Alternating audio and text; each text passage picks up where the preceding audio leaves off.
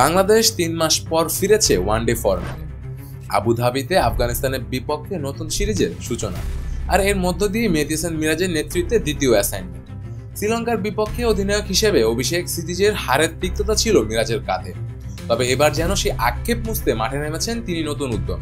প্রথম ওয়ানডেতে মিরাজ খেলেছেন এক দায়িত্বশীল ইনিংস, ৮৭ বলে ৬০ রান, স্ট্রাইক রেট ৬৮.৯৬, মারেন মাত্র একটি ছক্কা ও একটি চার, কিন্তু ব্যাটিংয়ে ফুটে উঠেছে ধৈর্য, আত্মবিশ্বাস আর নেতৃত্বের ছাপ।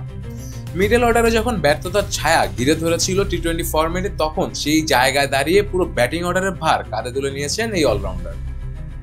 তামিম শান্তদের ব্যর্থতার পর মিরাজই হয়ে ওঠেন দলের ভরসার স্থল।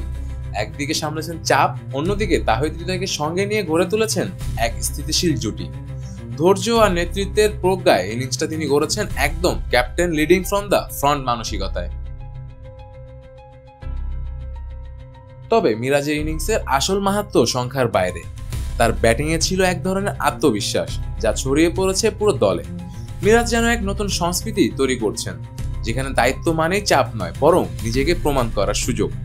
তার এই ইনিংস দলকে শুধু বড় স্কোরে পৌঁছাতে সাহায্য করেনি, বরং আগামীর লড়াইয়ের জন্য তৈরি করেছে এক দৃঢ় মানসিকতার ভিত্তি।